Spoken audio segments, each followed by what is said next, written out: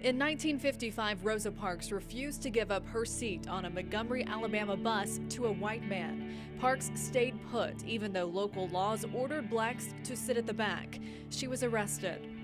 Her move made an impact, but Parks wasn't the only or even the first person to take a seat and make a stand for equal rights.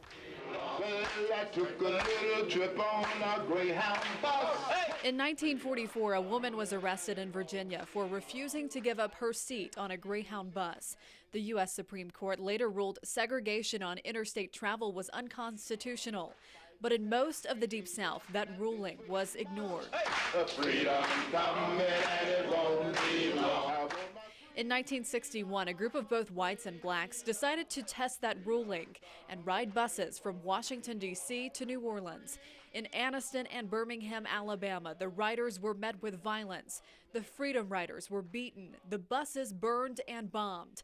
It seemed the rides would stop here. That particular moment was really critical because had the rides been allowed to end right there, the message would have been sent that you could stop a nonviolent campaign by inflicting massive violence.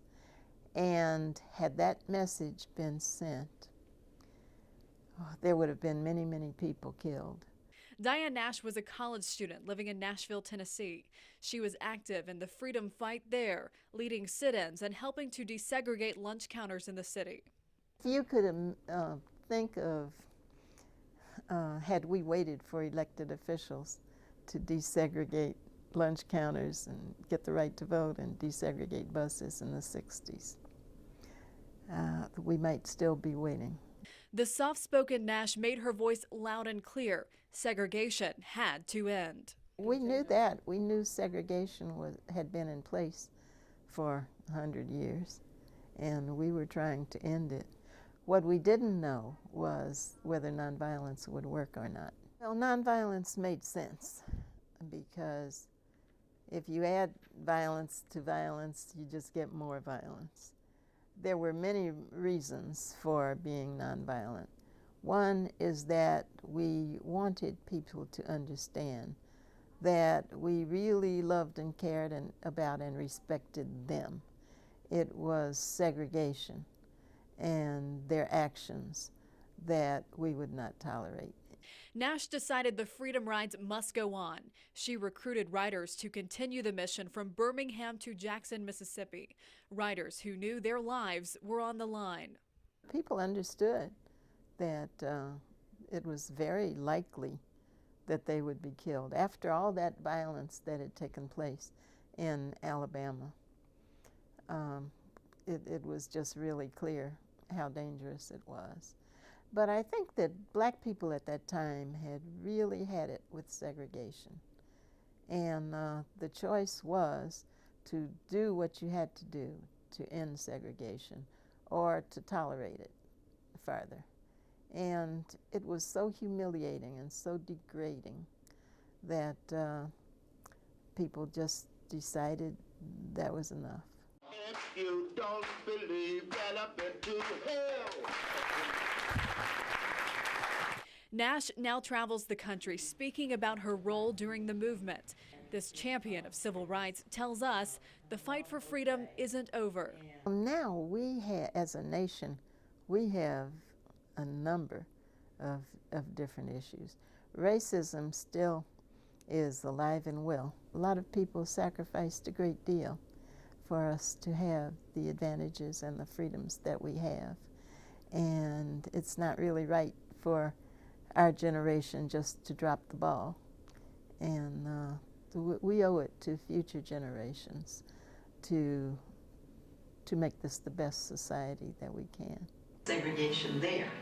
It was not the overt kind where there were signs. Listening closely in the audience, 4 Furman University students. It's definitely an inspiration, and it makes you think, if she could do it and if all those, other youth during her time could do it, then, why can't we?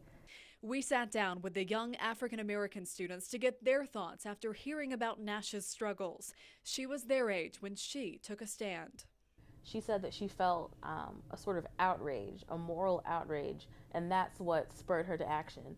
I, for one, feel blessed that I don't have the burden of feeling that, and yet I still want to do something. It shouldn't take some raging injustice for us to stand up and say, hey, this is a problem, let's fix it. Some people, the things we could do to make the situation better, we make it completely worse based on what we say and how we portray ourselves. And I just feel like that's a real shame. Is when she acknowledged the fact that she was like, we didn't know you, but we loved you, and we did the things for you. And it just makes me think about what my generation is supposed to do for my kids' or like on down the line. They had blatant racism where there were signs of separation and institutions in place that separated us, but we're dealing with this sort of discreet racism where it's not in your face and it's not made known, but as people of color you still deal with it, you know, in your everyday lives. So how far have we come? Up next, the takeaway and what local civil rights leaders have to say about the future of the fight. We'll leave you tonight with some thoughts from students, professors, and change makers on where we now stand as a nation and how much further there is to go for true equality. Thanks for joining us. We continue to struggle with questions like affirmative action and fair hiring. We continue to struggle with questions of what constitutes permissible discrimination. You may not see signs that say, oh, you know, coloreds and whites only or things like that, but I do still feel like we have a very far way to go as far as like race relations and equality. There's still people who, I don't know, who believe that one race is superior to another. I think we need to start regarding all the people of the world as full-fledged human beings and understanding that their lives are important